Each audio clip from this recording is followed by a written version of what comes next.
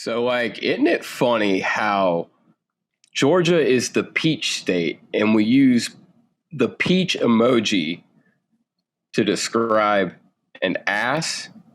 And now the track in Georgia is abbreviated to ass. I feel like that was done on purpose by Atlanta Motor Speedway or Atlanta Super Speedway. I'm sorry. This is the Big Motor Small Blade podcast. We're off to a great start, and it starts right now.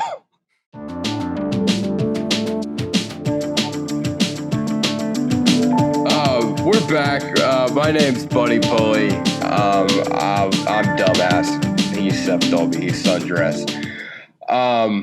Atlanta, we made the trip, Seth. It was 100% chance of rain all week long. It was going to monsoon in Atlanta. Yeah, it was going to be a weather event of cataclysmic proportions, allegedly. Yeah, it was going to be the great monsoon of Georgia. And so Wednesday we decided we weren't going. Well, it was later than that. It was like Thursday or Friday. We decided we weren't going. Wednesday was when I basically decided in my head we weren't going, but Friday was when we decided officially, like, we're not going. Yeah. And then Saturday night rolls around and we're like, you thinking about it? Yeah, I'm thinking about it. You thinking about it? Yeah. All right, I'll be there in a little bit. I'll be there in a little bit. Yeah. And we made the trip, and it was very hot. We were wet, not because like the racing was great. Well, no, not because of the racing. Well, again, not because of the rain. Because we were sweating our asses off. Good Lord, this race needs to be a night race. We'll talk about that. But before we do that, we got some midweek news to talk about. Go ahead and knock that out. Noah Gragson, they dropped the penalty on us from Road America when he wrecked the entire field. $30,000 and 30 points. That was the verdict on that one. What do you think about that? I believe that is the epitome of a slap on the wrist. Really? Yeah, that's a nothing burger. Yeah, that's kind of what I was thinking too. Like, it dropped him from third to fifth in points, which isn't that much. And $30K, I mean, that's finding these guys money has never made sense to me. Well, I mean, it depends on who you are, obviously, but I think Noah Gragson is well off enough. I think he's fine. Well, I mean, apparently not. He was selling stuff on his Snapchat. He was like, all right, make me an offer on my Bristol Win Trophy. I got to pay this fine. Like, but yeah, I mean, I would have preferred them to do something during the race. And I like someone's idea of taking playoff points from them. I think that should have been the thing. I mean, I feel like it could have been something as simple as just parking him for that race. I don't think that would have been an issue. Yeah. Like, he wrecked the whole damn field. I think that's worthy of getting parked for the rest of the race. Well, I mean, that's what they essentially did. Yeah, I guess. I mean, and points-wise, I mean, they took away. But if anything, they did more than that. At that point, he could have won the race, and they didn't take any playoff points away. So he could have still gotten 5 playoff points. And then these 30 points really would have been nothing. Obviously, in hindsight, he didn't win the race, so I don't know. Maybe it would have been different if he had. Yeah, I don't know. I think the main thing, 30 actual like regular season points, that's not too much unless you're gonna win the regular season title, which I don't think Noah was gonna do anyway. I think playoff points is what you need to do in a situation like this. And obviously that's not what happened. Shout out to Noah, though. He's got a good attitude about it, clearly. We were standing, because it's Atlanta and we have to, we're standing there by driver intros, and I yelled at Noah. I said, "Go Sage Karam," and he got a good laugh out of that. So good spirits. Never thought I'd say that about Sage Karam. Then the other thing, the 23 pit crew and the 20 pit crew swap. Now, that was what it was said. Apparently, it wasn't a full-on swap. It was just like some guys were moved around, and then like the 20 guy got some new people, and it was like wasn't exactly like a full-on swap, apparently. Oh, the spirit of the 23 team sure swapped. It fucking did. I mean, Bell loses a wheel. I mean, the poetry of it was amazing. You see the picture of Bell spin out and the wheel rolling, and then who's like pulling out of his pit right there? Bubba Wallace. It's like, wow. Ain't it funny how things turn out? Did you know Joe Gibbs' grandson was a tire changer on Bubba Wallace's crew? Ty Gibbs. Oh, not Ty Gibbs. Ty Gibbs is not. Okay. Yeah. No, I didn't know that, but yeah. Yeah, and apparently he was the guy who's been fucking up the most. That's the funniest part about that. That means they knew he sucked, and they're just like, it's okay. You go when you feel like it. Hey, dude, yeah. I mean, well, it's Joe Gibbs just playing his games that he plays. Yeah. Well, essentially, we're kind of wondering why the swap, but it kind of makes more sense why they did it now because it was not a full-on swap. What Freddie Kraft said on DBC is essentially they were trying to make chemistry between some of the crew members, which I guess makes sense. Because, I mean, Bell's crew sucked too. I mean, he had several loose wheels this year, and they haven't done well. So I guess a full-on swap, or not swap, but just some switch-arounds and whatnot. I guess that was what they saw was the solution. We'll see how it fares. I just find it hard to believe we can't find, what is it, 40 times 4 amount of people who can put a fucking single lug on properly. I find it hard to believe. 40 times 4. 160. Yeah. Yeah, I think we can find them. I feel like that shouldn't be that difficult, but it's kind of weird though that they did it now. Well, I guess if Bell's already struggling, but Bell needs to make a playoff run. I mean, he's right there. I mean, him and Harvick are really the only two that are in play if there's not a new winner. Yeah, that's a big if. So the both of them have to kind of be thinking about trying to get a win. It's about the only thing they can do. Yeah. But if there's not a new winner, which is a lot of wild cards, this was one of them. We almost had it. Yeah. But I don't know. They need to show those crew members. Maybe it's just maybe they even showed them that NBC video. Don't think they understand the concept yet. No, I don't think they do. I don't think they understand the inner workings. I think you show them that video. I think they'll figure it out. Yeah. I think you're right. Yeah. That was kind of it for midweek news. Atlanta. What was your big point? You had one big gripe with Atlanta, and that was the amount of blue cars. Yeah, that. So I'm like proto blind, like mostly blind, but like I get through life without glasses or anything, except these wonderful pit vipers back here. But yeah, dude, like I could not pick out I got in a full on argument with you and Brian about which car was Stenhouse. Dude, hold on. Yeah, let's walk them through this. So we're sitting there. We're with Brian LaFleur Jr., original Big Brian. No, I had a little too many of these too. Okay, shut up. Don't even try to make excuses. We're sitting there in turn 4. And Seth goes, "Who's leading the race?" It was right after pit cycle. Look at the pylon. It says 47 atop the pylon. Granted, the pylon had been fucking up, but still, the pylon had been saying random. There was a 49 car in the race at some point. And a 91. And a 91. Yeah, Kimi Räikkönen made an appearance yesterday. Yeah. But yeah, I love how I'm looking up here like there's a pylon in my living room. I'd believe it. Yeah. But yeah, so top of the pylon says 47. Seth goes, "Who's leading?" I go, "Ricky Stenhouse." And Seth goes, "No, he's not. He's 12th." Because it also had a 47 and 12. I'm like, "No, Seth, he literally won the race off pit road. He's in the lead." He's like, "No, he's not. Brian, who's in the lead right now?" Brian's like, it's Stenhouse. It's Stenhouse. And he's like, "No, it's not. He's right there." And the cars come back around, and I'm like, Seth, look at this car. Look at this car. What number is that? What car is that? Oh, that's Alex Bowman. Like, good Lord, man. But yeah, hold on. We'll get back to the blue cars thing in a minute. Then later on in the race, Garrett Smithley runs out of talent that he doesn't have and spins. We'll talk about the radio communication for that later.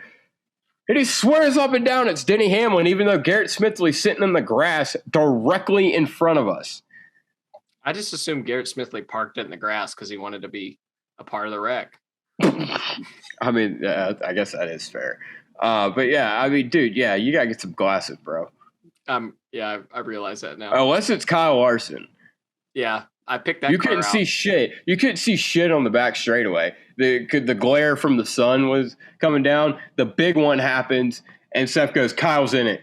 I'm like, dude, I can't tell fucking Cody Ware from Kyle Busch right now. How the hell do you know Kyle Larson's in the wreck?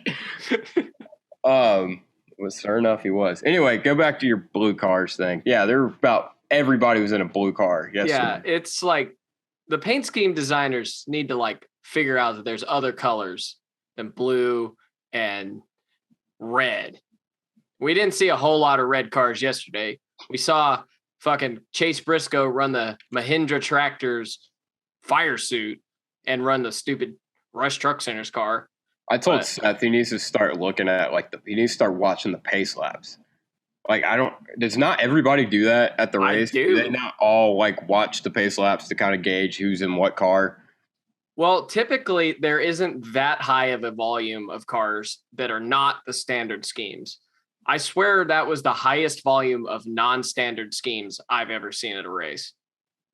I mean, yeah, I will give you that. Yeah, everybody was in a blue car. There was like, I think we counted them on the way home. There was like half the field was in a blue car. Yeah. Like, I'm sitting there counting them. I'm like, Noah Gragson looks just like Corey LaJoy. Kyle Larson looks just like Daniel Suarez. Like, Alex Bowman looks like what Ricky Stenhouse looks like normally. Like, good Lord, man. It was hard to pick out. But yeah, read an entry list. That'll be your homework this week. Oh yeah, and when we were going through what color were what cars on the way home, Buddy said, and I quote, "Who drives the 5 car?" It was a long day. I did ask who drove the 5 car. Still haven't gotten an answer to that question, by the way.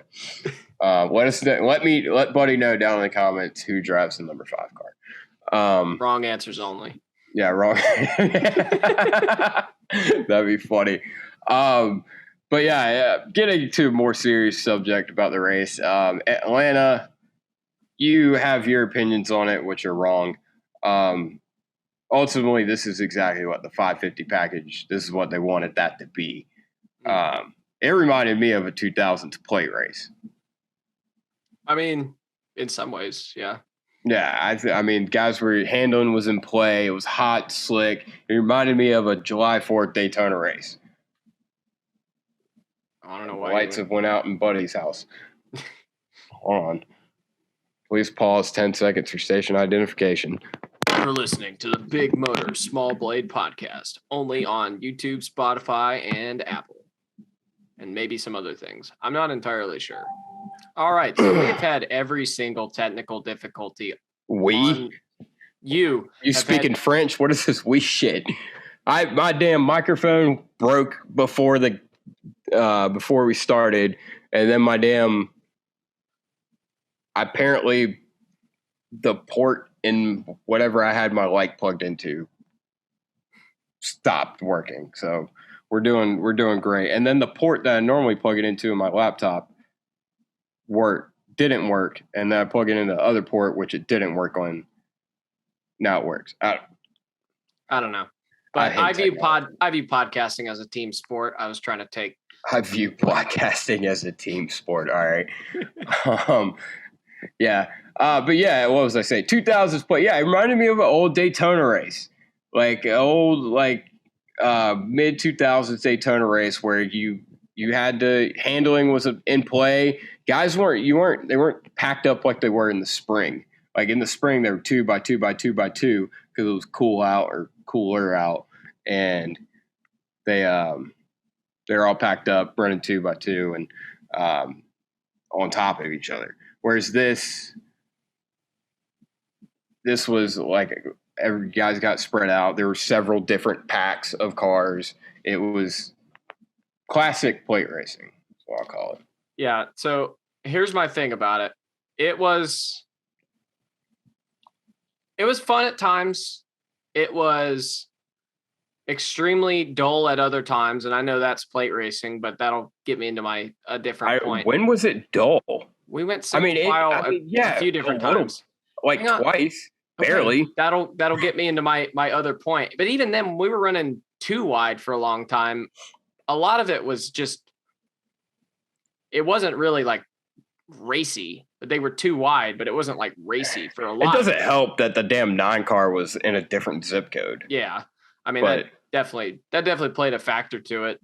And then there were a couple times where like Chase just rode around in like third or fourth for a while just because he didn't need to be leading. Yeah. I don't know. It's like, it's just, it's hard for me to call this an upgrade. That's basically my point, essentially. No, I mean, yeah, I don't think it's an upgrade from like the old Atlanta. I mean, as far as like excitement wise, probably, especially with the 550 package. But as far as like driver wise and like as a like driver's track, and it's not an upgrade if you really like the digging into the nuances of everything and really paying attention to how drivers drive the cars.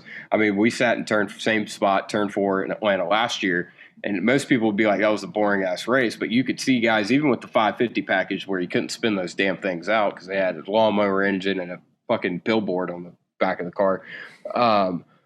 You could see them working the wheel, and it was sideways. It was really fun to watch. As far as, it's a bit gimmicky. You could call it that. But it wasn't – I'll give it this. It hasn't been as stupid as I thought it was going to be. Yeah, I mean, that's fair. I like that it's like more of – it's – even the spring race, it was still not a full-on plate race in a sense. It was more of a hybrid of, a plate race and like I don't know. If it's a hybrid, it's more like 70-30 plate to intermediate, I would say. But yeah, I mean, it still has those elements because the turns are still tight enough that it won't lift. Yeah. Well, do they have to lift? Some of them, yeah. You do. Yeah, and then there's Ross who needed to a little bit sometimes. Yeah. But you need to lift, and even if you don't, it's still not going to quite corner as good as it does at Daytona or Talladega, obviously. So, well, there's not as much banking either. Yeah, I mean, I would call it about a 70-30 hybrid, and it's a little tougher to pass than handling was a big issue yesterday, but it's a little tougher to pass than I figured it would be, unless you're at the very, very front. Yeah, I mean it was tough to pass, because they had a lot of times they were running a line around not even the top, really the middle. It was, and you could dive in there and you could pass 2 or 3 cars on the bottom. It was just a matter of if you could find a hole to get there. Space was at a premium. Yeah, compared to some plate races, I think the length of the race was pretty good. You made a good point. You said we ought to do 500K races. Yeah. Yeah, I thought this was fine. I think 500 miles in the spring is absolute overkill. Because, I mean, ultimately it's the same race. Yeah. It's just the dull moments are stretched out longer, and maybe if it was a shorter race, with the Cup guys, at least, the Xfinity race, that's something different. I think maybe we wouldn't have as many of those moments, but I don't know. I mean, it's tough to say. Here's my thing about that is I didn't think that 400 was a bad race length. The laps click off super quick. They click off really quick. I enjoyed 400 last year more than 500. So it's not like that's new. I've always thought 400 was a better length at Atlanta. Well, yeah, we've been saying it forever that no track needs 500 miles unless it's Daytona, Darlington, or obviously the 600 miles. But despite 400, despite 400 being a pretty good race length, 500K I think it would have been completely perfect because we did have those a little bit duller moments. And with 500K, man, that would just completely get rid of all that. See, I don't know. You're not sure? I don't know, because the Xfinity race, I mean, we saw. No, I mean, yeah, you can't really care. Those Xfinity plate. It's a different, different package, yeah. Or I'm not gonna say. Yeah, sucks, no, I mean, it's not great. Can I talk now? Maybe. Okay. Anyway, yeah, I think you kind of are right. I was thinking more of like, we look at like some of the old clashes and how even a shorter race would get dull, but they're not racing for stage points and shit like that. Yeah, I like what you're saying. I think here pros this idea. One, I think Atlanta needs to be the all-star race. I like this. I like the idea of Atlanta being the all-star race. I mean, I have a hard time after watching the 600. I still think at Charlotte would be a way better show. I think Charlotte would be optimal, but if they can't do Charlotte, I'd like to see Atlanta be the all-star race. Yeah. I think it'd be fun. We don't have another. It's not like we have Daytona as the other non-points of it now. So we've always had a plate non-points race. I think this would be fun. I think this would be really fun. And hear me out. I got an idea. 4th of July weekend, Atlanta Motor Speedway at night, Saturday night, right? Or you could do it Sunday. Don't think you should. You can do it Sunday night. Whatever. Yeah. 400 miles, but there's only one Atlanta race a year. And you reconfigured Texas, there's only one Texas race a year. Do this at Texas. What do you think about that? Then it's what we have now, and Texas doesn't suck as much. Yeah. I mean, this is definitely an upgrade over Texas. So if they asked Texas, then I mean, that'd be a whole lot better than what we have right now. Yeah. Okay. I don't see how you can look at this. That's the thing. I know we all know what's probably going to happen. I don't see how they can look at this and not be like, well, fuck, we got this piece of shit track out in Fort Worth that is the same size. We could do it there. But we don't need 7 plate races. That's part of my, we definitely don't need 7. That would be way overkill. But that's part of my issue as well is I believe, and I understand that ultimately within a maximum of probably 2 years, they were going to have to do something to Atlanta, but we could have had something closer to what we had and put on a fantastic show with the next gen car. I mean, it would have been a great, and then Super Speedway Texas, and we could have had both of those things, and we wouldn't have had the shitty Texas we have now. Yes, but hindsight's 2022. And I said we didn't get that. We're moving forward now. Yeah, no, ultimately I agree with you. Yeah, they should have. I would have liked to see one next gen race at least on this Atlanta. But I think that'd be I think Atlanta would be a great 4th of July tradition. If you had it Saturday or Sunday night, the reason I said Sunday night is you could, if you wanted to have the all-star race there, you could have the all-star race Saturday night and then the points race Sunday. I think that would be ideal. I don't know what you add at SMI over the second Atlanta race. because I don't think SMI is going to give up a date to anyone else. I don't know. Yeah. Maybe SMI buys Chicagoland and puts them back on Chicagoland, and then we can make everybody happy, apparently, and have a Chicago street course and Chicagoland Speedway. I don't know. I don't know how to make anyone happy anymore. I will say, would be a great race with the next gen car. Let's be real. Thank you for stating the obvious, Seth. I think we all knew that. Well, hang on, real quick. So assuming we do have to keep 2 Atlanta points races, we could still do the July 4th thing being 400 miles, and then the spring race that would need to be 500K. Yeah, for my eyes. I think we definitely need to start moving in the direction of more 500K races. Chase Elliott had a great quote, spoke for the fans. I'll give him this. He said, "I wonder why we're doing it," meaning this race, in the middle of July during the day. We need to ask our friends at NBC why that's the case. They, meaning NASCAR, needs to spend time in Atlanta in July. Maybe we'll think about putting it at night for us. Rare W for our boy Chase. Other than 2 out of the last 3 weeks. Yeah, exactly. It was so fucking hot. It was warm. It is. We knew this was going to be the case when they announced this last year or the year before, when they said Atlanta was going to get 2 dates and one was going to be in July.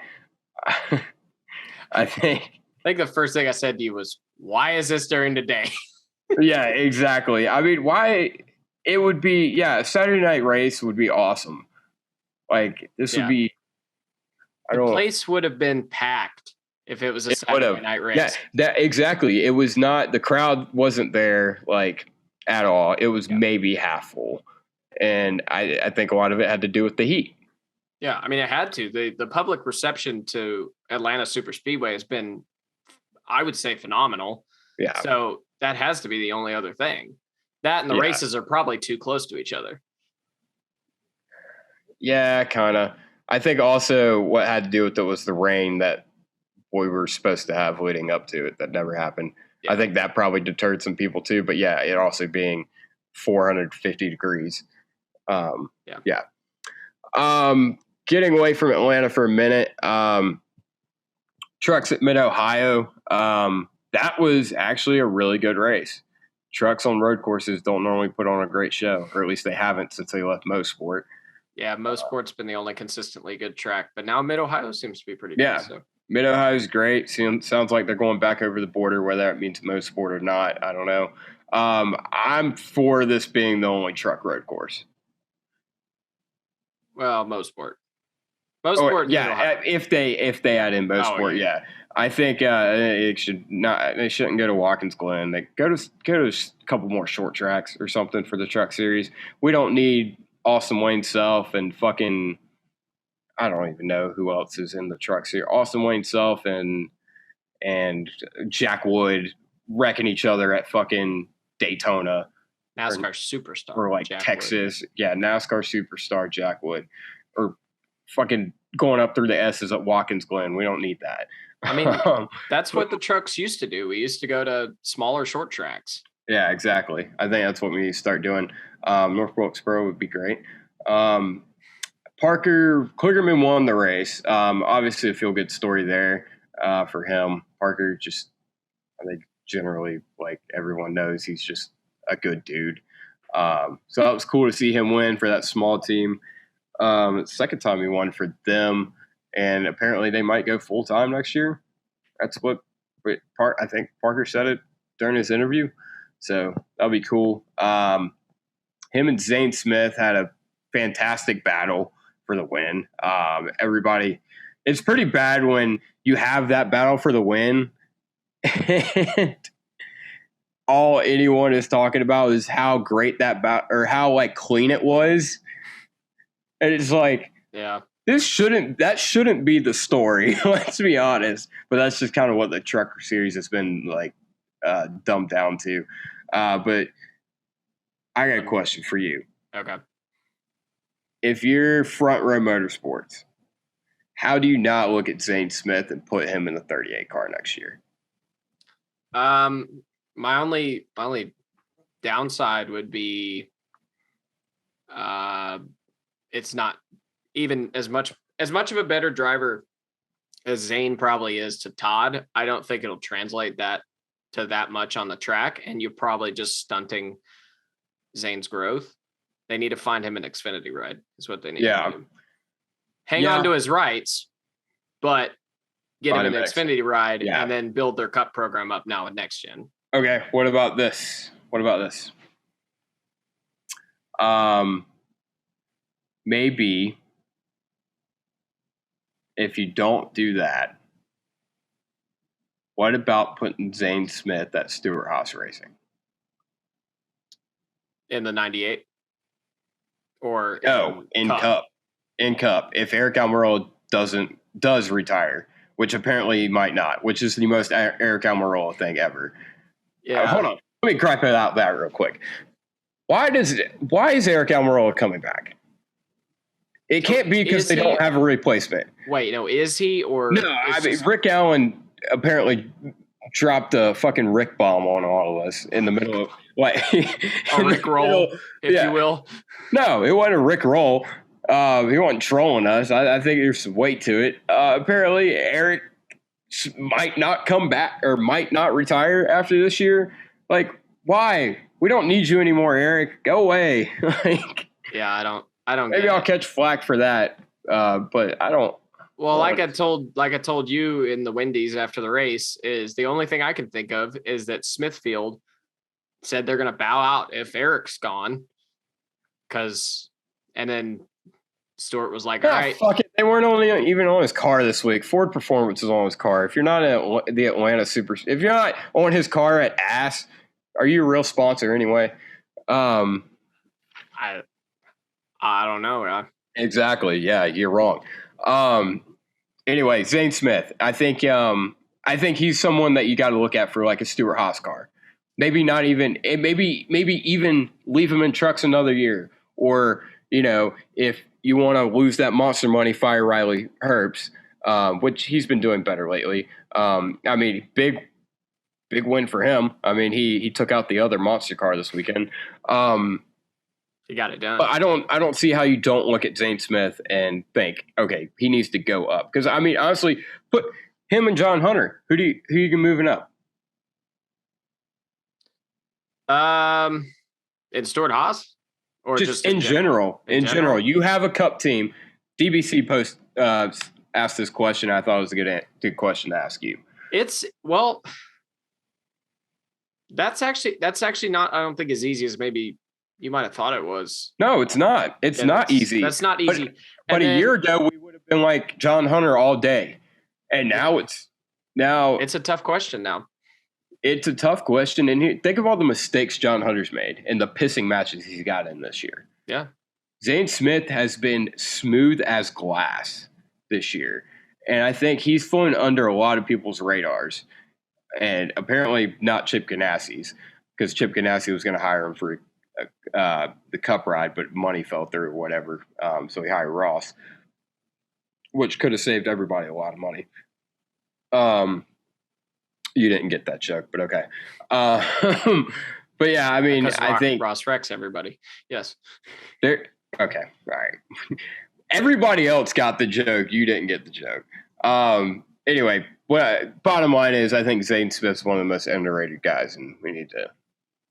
Yeah, I want to give some love for Zane Smith. You brought up Stewart-Haas. Part of the issue with Stewart-Haas is they've got Ryan Preece on the payroll.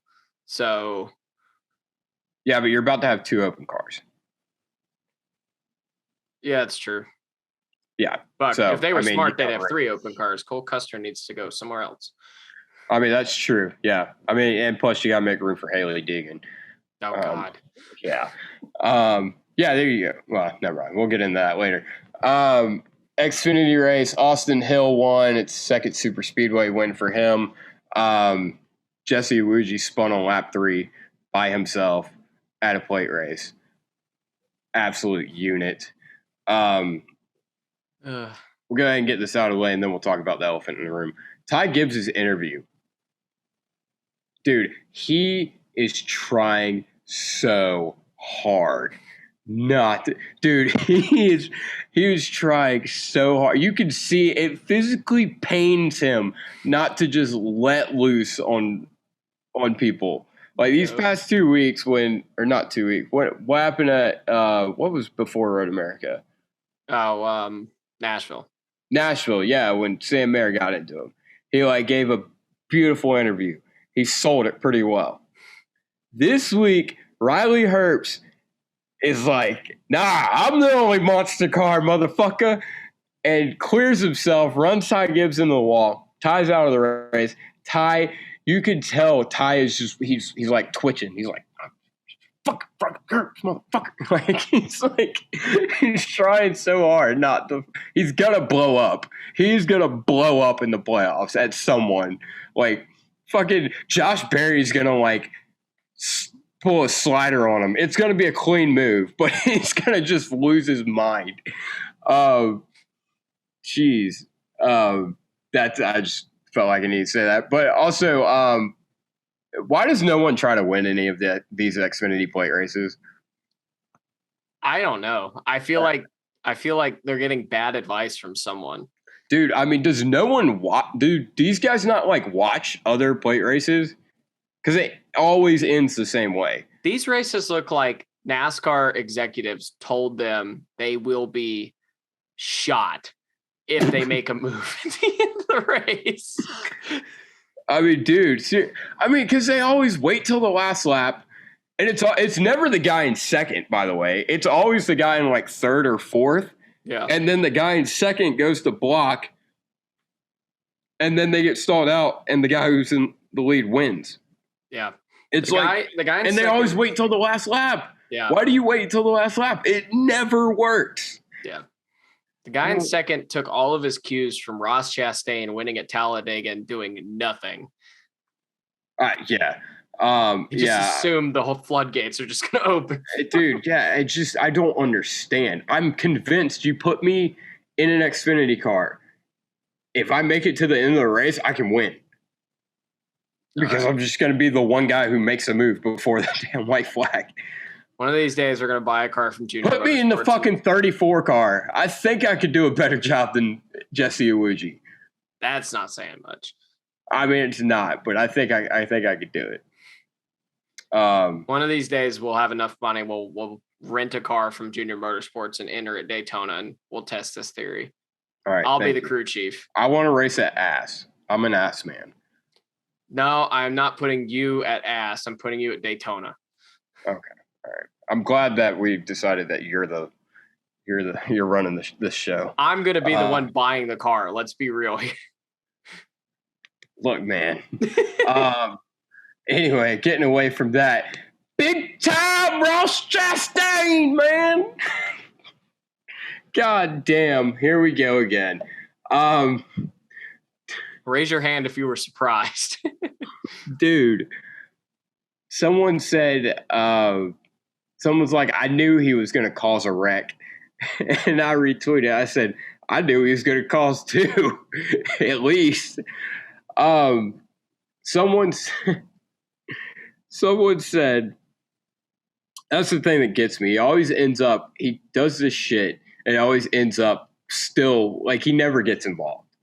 Yeah. Or never gets involved enough to take him out. Yeah. To quote the guy from Reaction Theater on DBC, he sucked off a leprechaun looking like Bob Barker playing Planko with the field and the front end more fixed up than Whitney Dillon.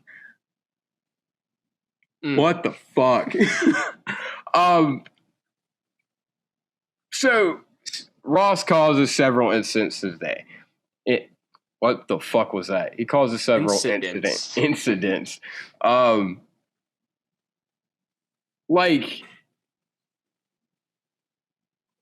Dude, do you not think at all? Because the entire race, we're sitting there, he's putting them 3 wide when no one else is going 3 wide. And he was tight all damn race. Yeah. He was tight. He could not hold it on the bottom or in the middle the entire race. And then he was putting everybody in a bad spot. He took them 3 wide, in the middle, up top, down bottom. He all race long. And then he finally wrecked Martin Truex. We said he was going to wreck Martin Truex.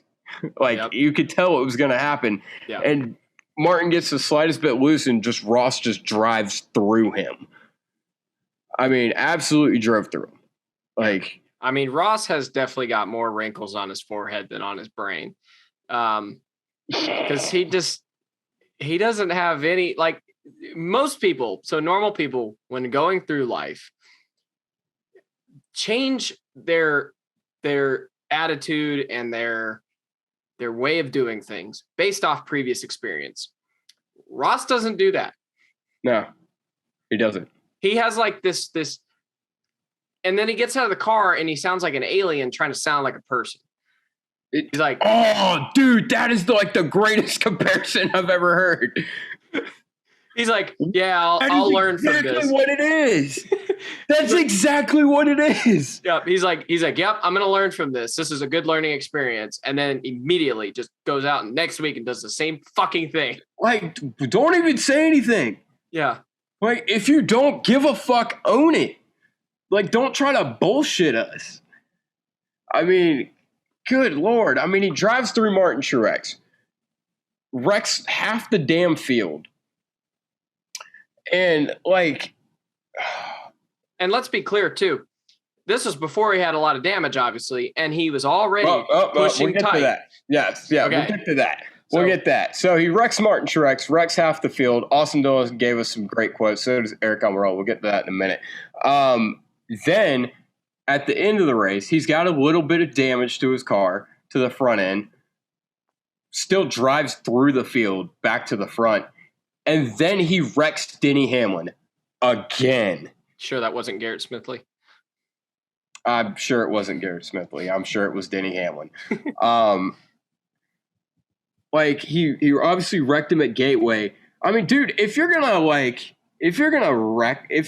not give a fuck, at least try not to wreck the same guy that already just almost cost you that race at Gateway. He was a lap. Denny was a lap away from costing Ross making minimum speed at Gateway. Yeah. How can you do how are you this stupid? He does not give a fuck.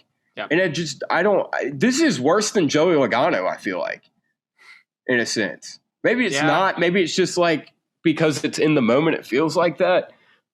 Here's the thing with Joey's incidents throughout his entire career, it's overly aggressive. He got pushed around a lot too. He did get pushed around, but his incidents, his inciting incidents, are either moving guys out of the way to win or just racing overly aggressively to win the race, which we get onto Ross for that a lot too, or it's over blocking at a speedway or super speedway. That's true. Yeah, it's not. This is more for no reason. At least Joey had a reason. It's rarely Joey either doesn't feel. If Joey runs into somebody on purpose at a non-super speedway track, it's because he feels wronged. Whether or not he was right or not, or most of the time, there was Martinsville 2018. That's the playoffs. It's a little different. Or he's just trying to win the race. Ross does this stuff. That's what that was, Seth. From fifth with 10 to go? Martinsville in 2018. He was trying to win the race. Well, yes. I'm saying, I said, that's the playoffs. It's a little different. That was a round of 8. It's a little different. You contradict yourself. But I did. That's why I added that. Go. Talk. Okay, I was wrong about that one. I'm not really defending Joey Logano. I think he's a shithead, but but no, yeah, I get what you're saying. He at least most of the time had reasoning behind it, and he was pushed around when he was younger. Who pushed Ross Chastain around? Apparently everybody. I mean, there was that incident with Kevin Harvick at Darlington that I still think was a racing deal, and Ross blew his head off his shoulders. But it's I look back kind of at some incidents, and I saw a video on Twitter where he gave basically the same interview he gave in Gateway, just being over apologetic and be like, I got to get better. I got to do this. I'm a terrible race car driver. He gave the same interview after an Xfinity race in whatever year he was driving the 10 car. What was that, 17? I don't know. It was like, I think it was 2020. I don't remember. It was the same interview. Nothing has changed. Yeah. Like, and Denny, so here's what Ross said after the race about both instances. I was beyond the 19, and I think he just spun out, but it was totally my fault with the 11. Hold on. Wait, I didn't even read that part. Hold on. I was behind the 19, and I think he just spun out. So I don't really know 100% for sure. Did he get into him or not before he was actually Ross around? Drove through him. Like after he was pushing him through the entire corner. Okay, yeah, I don't remember. What the? I just read that. I was just saving this for the part where he's talking about Denny. What the fuck? Anyway, and then he said it was totally my fault with the 11. I had damage for earlier and got tight and went up the hill. And he also said I underestimated the grip of the car. Okay, so back to what I started saying earlier, because now the chickens have come home to roost. He had that problem before. Shut the fuck up. He had that problem before he had damage, and it never changed. It never changed. He was tight all race. He was tight all race long. Yeah. They never made an adjustment on that car. Like, now, maybe it was harder to make the adjustment with the damage, but it didn't look like they tried. No, I mean, his car drove the same. Like, he was able to make the same moves that he had made all race before and after the damage. Yeah. Like, it had not changed. Like, he's full of shit there. He flat ran over him. Yeah. Like, I don't know where he was going. Like, I don't know why he felt the need to do that. Why, like, it's just a lot of times when stuff like that happens, it's guys running out of talent. Ross didn't run out of talent. He didn't care. Yeah, he didn't care. He knew, like, it's like everybody's been coining it. It's the Ross Chastain don't give a fuck tour. Denny Hamlin said, everyone has different tolerance levels. You guys know I've reached my peak. And Denny's I hope Denny's smart about this. I think Denny's going to wait. I think Denny's probably going to retaliate, and he's going to wait until the right time to do it. Yep. He's going to wait till it counts. Yep. Whether it's in the playoffs obviously it'll probably be in the playoffs. But I think we came up with a great scenario. We'd love to see Ross and Denny going at it for like the win in the Bristol night race and see what happens there. Dude, I mean, here's the thing. Ross is so good. He's good. He's a good driver. Yeah. Well, he's a driver. He's fast. We'll put it like that. Yeah. He's fast. He will not win a title. He's pissed off too many people because it's not only Denny Hamlin. It's Martin Truex. It's Alex Bowman. It's AJ Allmendinger. It's now Austin Dillon, who said we were another casualty of Ross Chastain. And I'm sure everyone in the wreck that he caused today is in the same boat as Austin Dillon. They feel the exact same way. Eric Almirola said he's a fucking idiot and he knows it. And he does know it. I mean, he really does, and I don't know how that doesn't click in your head that this is going to cost me. And then also Eric Almirola said, better hope I don't see him at Food Line. I don't know what that means, but that's got big Mike Harmon, like, meet me in Applebee's energy. I mean, we're going to have to see because, I mean, we've heard the same thing said about Joey Logano, and ain't nobody other than Matt Kenseth ever taken a shot at him. So that's true. That's very true. I hope to God it's not like that. Well, so okay. They need to Denny took a shot at Joey kind of one time, but barely. Yeah, but that was just short track racing, Seth. Don't do it. Shut up. Yeah, I don't. Justin Marks said something today. I didn't get it. It was right before you got on. And he said, he was like, Ross needs to think about the bigger picture. So hopefully that means Justin will sit down with Ross and be like, look, you're making a lot of enemies. Like, everybody hates you. Like, yeah. You're not going to win a championship unless you start racing smarter. I mean, I think really the bridge has been burned, but if there's any hope, you gotta fix your shit, dude. Well, it's like we said that about what Justin Marks should say to Ross a handful of weeks ago after Gateway, and then Justin came up, went on Twitter and went on everything and started shit talking. And now it's like, oh, whoops, maybe this was a big problem. Like, Justin, everybody could figure out this is a real problem. You should have it's in the butt a long time ago. It's gotten to the point. I mean, even NBC's calling him out. Like Jeff Burton said, he's like, this is why people don't like Ross Chastain. Is because he says he's going to change and he doesn't change. Yeah. Makes zero effort to change. And it's like,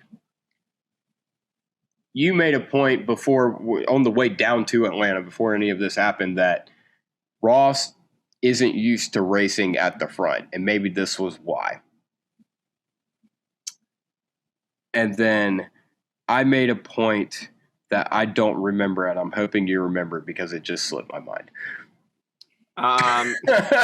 Your point was that he's been doing this in every series for a long time. Thank you. Yes, that's what it was. Yeah. Because you kind of, exactly. Yeah. So there's almost no benefit of the doubt for him. I guess in my eyes, it was just because, like, he didn't really piss anybody off last year. Now, I mean, obviously the 42 Ganassi pissed off Kyle Busch. That's a little different. But that's a little different. But, according to someone, that was like, NASCAR needs to do that more. Have teammates get in the way.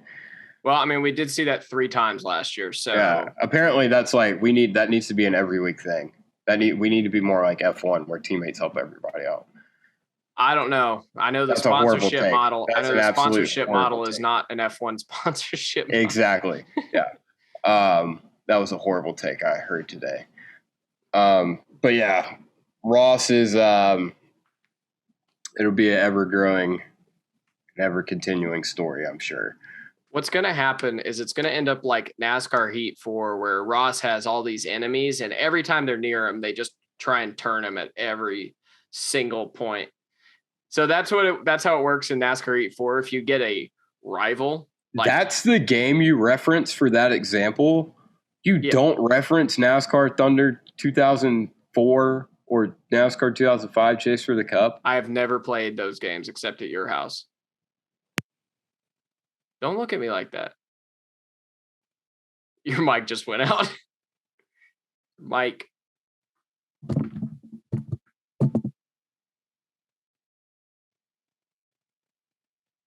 Your mic went out.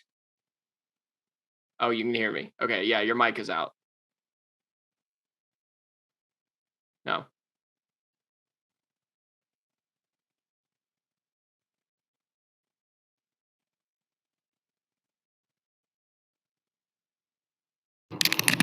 There it is.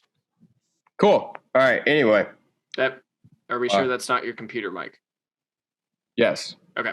10-4. Because I can hear you in my headphones. Okay. All right. Anyway, we'll have to cut that out too. Yeah. God damn. Fuck, what were we saying? Oh, yeah, you were bitching at me. Oh, yeah. Yeah, anyway.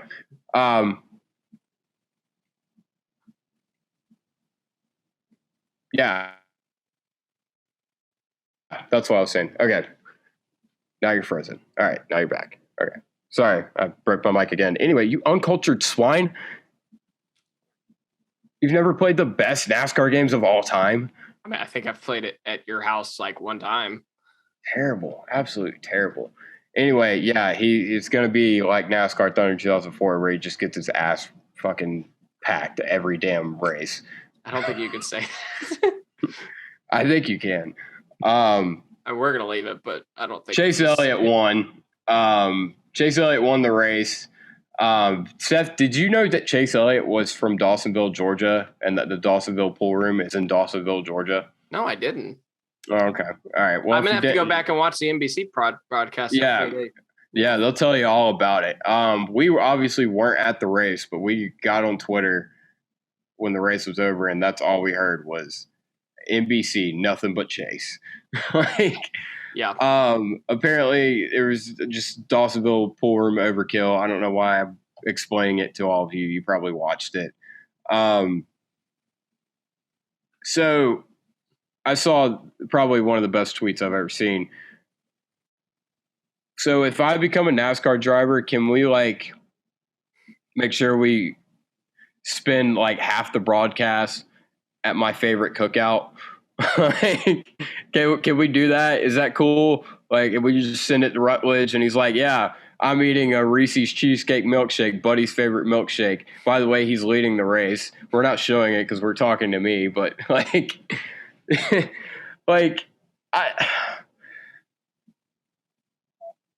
dude, don't we all know about the Dawsonville pool room? Why, ring that damn siren? Why is this I get it, he's the most popular driver, but this is overkill, man.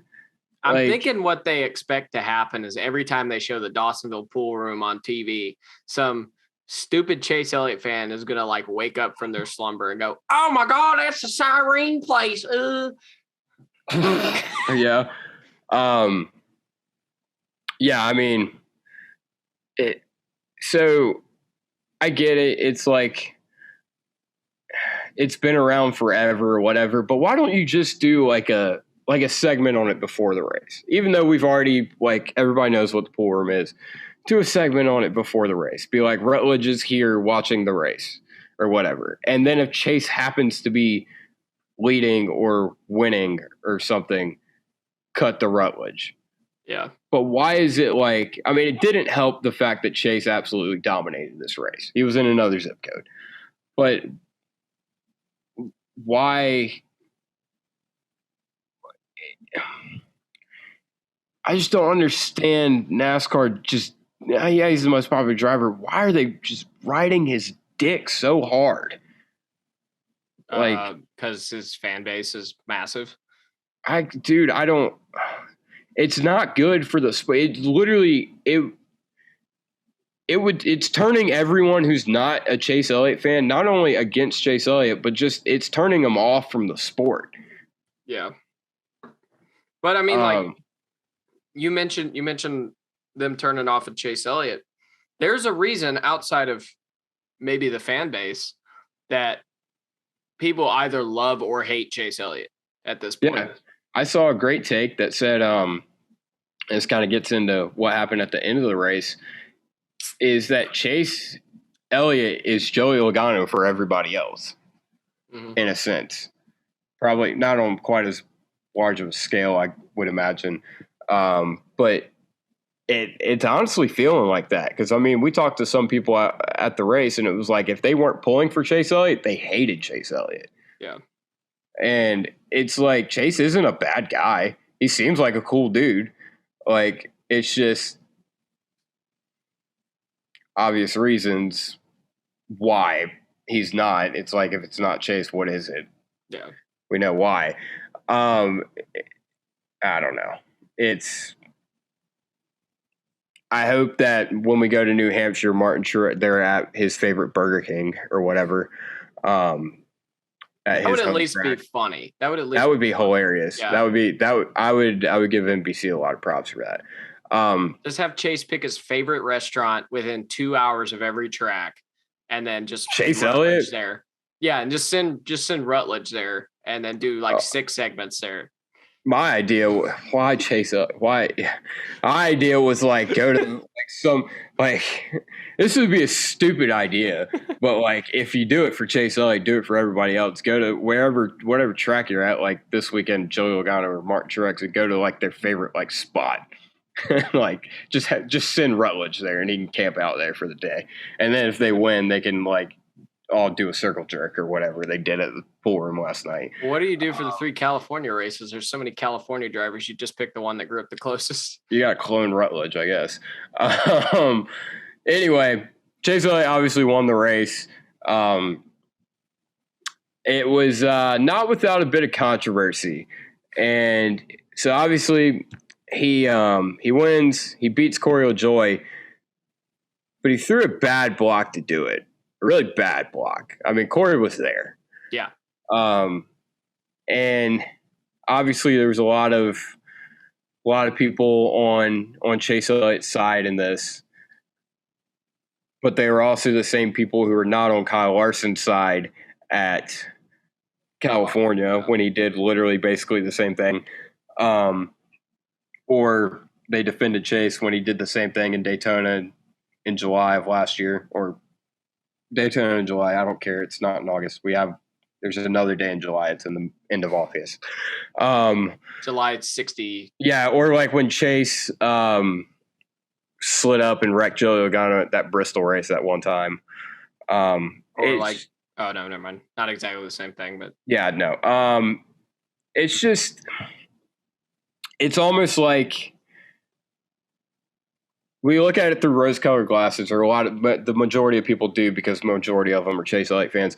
But Chase has kind of made a habit of doing these things. Like, not that it was an egregious block. Like, if it was like the first time Chase had done something like this, fine, because it was ultimately you're trying to win a super speedway race. It's kind of the nature of the beast, but it's kind of becoming a trend where he's doing kind of dumb shit like that, and he gets out of the car and he's like, they ask him about it, and he's like, well, I mean, listen to the crowd. Clearly I'm right. Not that he did that today, but and obviously Corey was cool with it, but it was just Corey LaJoie going first win. Not that it means anything, but it was just it was a bad block. It wasn't, I don't think Chase was trying to wreck him, but he definitely wasn't trying to not wreck him. Yeah, I mean, it's one of those things that I try not to put, unless you're Ross Chastain and you do it every week, I try not to put it in the context of everything else you've ever done wrong. It's hard for me to, after a sleep, it's hard for me to be pissed off about it because Corey was fine with it. Yeah. And again, ultimately, about half the time at a super speedway, that's probably how the race is going to end. Yeah. With someone having to make a bad block at the end to win the race. And it's unfortunate. And honestly, I think if Chase had let Corey get alongside him, his car was so damn strong, he probably would have gotten back by him. Yeah, exactly. And then Corey would have at least finished second, which is what they deserved. They deserved second at least. Yeah. Yeah. And well, that's the thing. Someone was, just some of the ridiculous takes. Like, there's so many people saying, oh, Corey ran in the back of Chase, and that's why Chase hit him. Yeah. Like, what? What race were you watching? We saw that like 4 or 5 times last night, reading through comments and stuff. It's just like, it was a bad block. It's fine. Just like, admit it. Like, yeah, hey, it happens. Because I mean, all of you people that are defending it are the ones who shit on Kyle Larson for doing the exact same thing at Talladega and Auto Club. Like, I'm at Talladega just because it's a super speedway and it caused a bunch of other people to wreck. Yeah, this was a super speedway and it caused a shit ton of people to wreck. Well, everybody who's ever won a race ever has probably done that at some point in their career. So it's like, it's one of those things where it's just, you don't have to get so defensive about it. You don't have to lie about the nature of the incident. Yeah. I mean, yeah. Just say, hey, I really wish it hadn't happened that way. Or say, you really hate Corey LaJoie and you're glad it happened that way, or whatever you decide.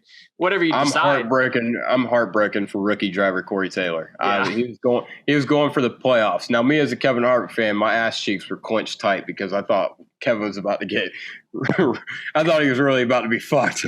I was about to say, though, Corey LaJoie damn near won this race, and it took like an hour for us to say rookie NASCAR driver Corey Taylor. Yeah, I was, dude. Y'all be glad Chase Elliott ended up winning this race because that was all my social media was gonna be for the next week if Corey LaJoie would have won. Either way, Chase Elliott wins the race. He's on a tear right now. I mean, yeah, they could have won 2 out of the last. Yeah, they could have won 3 in a row. He's won 2 out of the last 3. Obviously, he's the points leader. He's been the points leader for the entire season, basically. He's the only guy to win 3 races now. He was in his, like I said, he was in his own zip code yesterday. No one was touching the 9. Yeah. It was Dale Jr. He was on some Dale Jr. shit yesterday. And ultimately it's good for the sport that our most popular driver is doing as good as he is. Yeah. Because I'm not going to say that.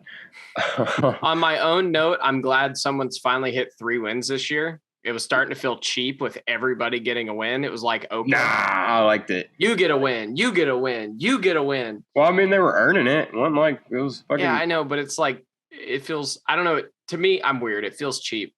We need a dominant driver for it to feel like a real racing series.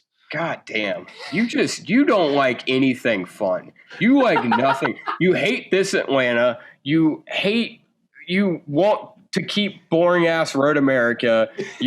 You're like, God, I hate all this fucking parody we got. There's too many winners, man.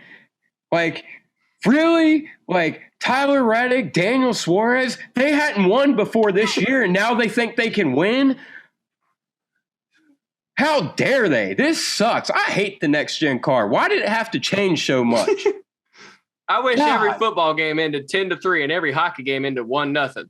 Yeah, you fucking... Because we got to look at all the nuances and things. We got to know. Oh, come on. You thought that was a fun conversation last night. Now you're making fun of me. I'm with you in a certain sense, but God, you missed the mark on some of these things.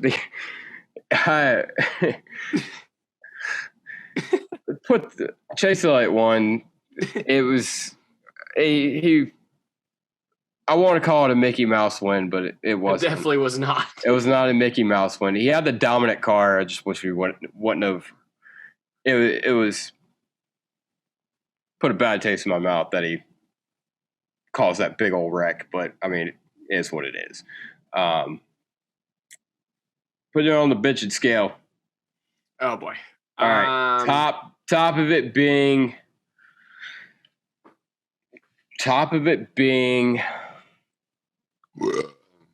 that, and then the bottom being your eyesight yesterday. Oh boy. Yeah. I'm going to put it at my eyesight with corrective lenses. Your eyesight with corrective lenses. Okay. I'm going to put it at... I don't know what the fuck that means. I don't know what that means either. We're just going to move on from that. I'm going to roll with it. Yeah. I'm going to put it at...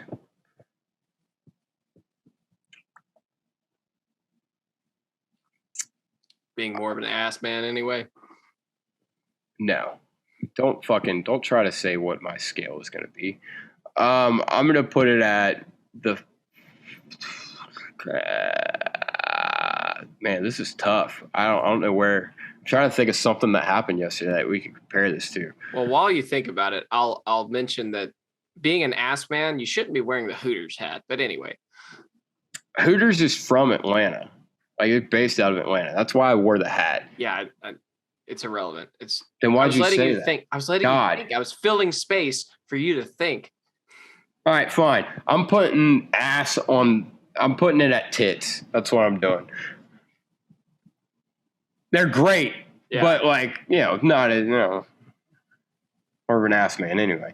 All right. Undress, who you got? All right. I have Corey LaJoie. Honorable mention.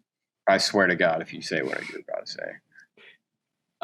Honorable mention Kyle Larson for Jesus fucking Christ. He wrecked and finished 14th. Dude, he didn't wreck and win. He didn't Kurt Busch blow the whole right side off the damn thing and win at Daytona. Like, dude, no. The front end was destroyed. It wasn't that destroyed. It was pushed in, and all they had to do was bend it. Bro, oh my God. He was still crunched. Everybody else wrecked. That's why he finished fourth. Jesus Christ. Right. I don't care. That's why he's an honorable mention. I thought that was just a drunk Seth, like being like, Seth yesterday, he's tapping me. He's like, I'm putting Kyle Larson as my sundress. I don't sound like that. No, you don't. You're right. I'm putting Kyle Larson as my sundress because he's 14th and he like wrecked. And he was like, Kyle Larson's so good, man. He's so good. Like, even wrecked. I mean, he's running 14th. Like, that's like no one else could do that. Like, I did not say that. Like, I did not say no one else. That's what you sound like. Your sundress is Corey LaJoy. Yes. I had him put down too. I feel like Parker Kligerman is another good one. Okay. My sundress is Cody Ware. Why is it Cody Ware? Not because he spun out on his own and wrecked on the back straightaway. Not because Kyle Busch called him out on the radio. Are you even paying attention? Yes, I'm looking up the results. I think you're wrong about where Kyle finished. He was running 14th. It doesn't matter where Kyle Larson finished. No one but you cares. Finished.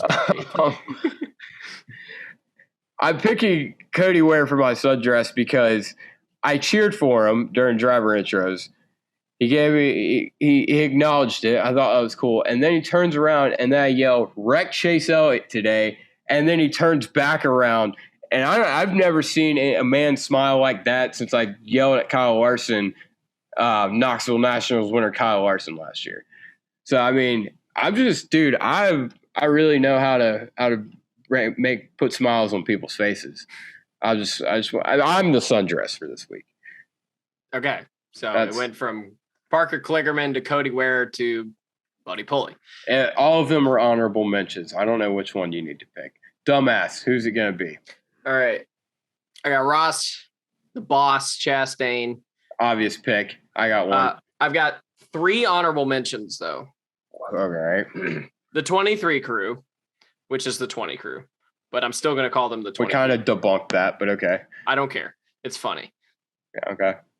Like, tell me. Can we call it the 2311 Dumbass Award anymore? We still have to. Like 2311 Pit Crew Dumbass Award, okay? All right. Still.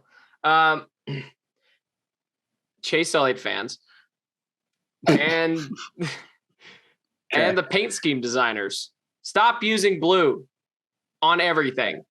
Okay. All right. Well, I got another one. The Garrett Smithley and company. They said on the radio the 42 wrecked us. Yep, he sure did. He spun you right around. He never touched him. He didn't touch him until he was already wrecked. Like, dude, I get it. You suck and you're trying to sell it. You gotta just take an L when you have to take an L, bro. I mean, yeah, out of all the Rick Ware racing drivers, Garrett Smithley has got to be undoubtedly the fucking worst. I mean, I don't know. James Davidson was pretty fucking bad. Not every week, though. I don't know. He had his moments. Yeah. Garrett Smithley has never had a good moment. I mean, he wrecked Kyle Busch that one time. That was kind of funny. That wasn't a good moment, but it was funny. Funny, but I wouldn't call that a good moment. You know what? I'm thinking maybe I'll give Garrett Smithley sundress. Because for retroactively giving us a great Kyle Busch quote that one time. That's not sundress worthy. It is for me. Who'd you pick at this race? I picked Brad. You picked Brad. Do we know for sure that Brad did not beat Bubba? I mean, pull up the results. You just had them. Hey, you're right. I'm pulling them up. Let's make sure. I'm pretty sure. Yeah, Bubba won. Bubba got. Where'd Bubba finish? 18th. No, and that was Brad. Brad was 18th. Bubba was 14th. Dude, give a big shout out to my man Bubba Wallace.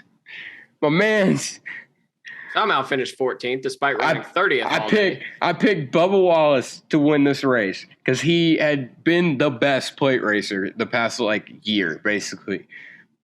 My man's ran fucking tail end Charlie all damn race. He gets in that wreck with Garrett Smithley and Brad Keselowski. Brad and Bubba are both spun out directly in front of us. And me and Seth and I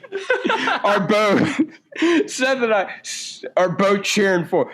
Seth's like, go, Brad, go, get it. I was like, turn that bitch around, Bubba, turn it around. You got to beat Brad. You got to beat Brad. Everybody else is like, why the fuck are these idiots yelling at me?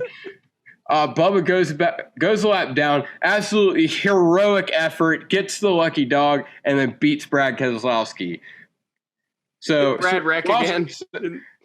Yes, Ross Chastain is my sundress because he caused Brad Keselowski to wreck and gave me the win in the picks. All right. Fair enough. So anyway, I won the picks. Who you picking for New Hampshire? Martin Truex Jr. Martin Truex Jr. Okay.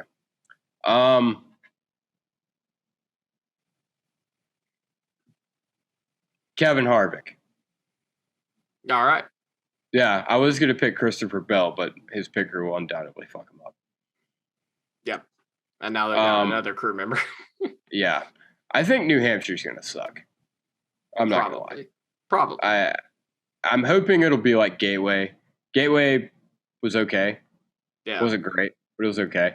I think it's going to suck. Which sucks, because I think without shifting and maybe without diffuser, I feel like this would actually be a good race. Yeah. This is definitely one of those tracks that the aero issues are going to be a problem, I think. But we'll see what happens. Yeah. Maybe it'll be like, rim riding. I don't know. That'd be funny. That'd be hilarious, actually. They're 5 wide at New Hampshire in the middle of the corner. Yeah, I guess we did have Big Blade, Big Motor. We had a decent race with that. Harvick and Hamlin in 19. Oh, yeah. That was pretty good. Yeah. That was. We'll see. All right, never mind. I'm a little bit more optimistic. We'll see what happens. Yeah, we'll see. Yeah. Did you know that Kevin Harvick sucks at New Hampshire? Apparently. Doesn't he have 3 wins there? Yeah. I mean, someone told me he sucked. Someone today told me he sucked. I'll tell you off camera who it was. Well, apparently Harvick's trash since he hasn't won in a year and a half. So. Yeah. I mean, despite, he's had I saw a stat. Cole Custer got a top 10, by the way. It was his first top 10. You know how many top 10s Kevin Harvick's had since Cole Custer's last top 10? 28. Fucking hell. I was going to say 15. Yeah, no, 28. Yeah. Oh, my God. Yeah. Yeah, Cole Custer needs to sell real estate or something. Yeah. So Kevin Harvick for that is my sundress for the week. All right. This has been the Big Motor Small Blade podcast.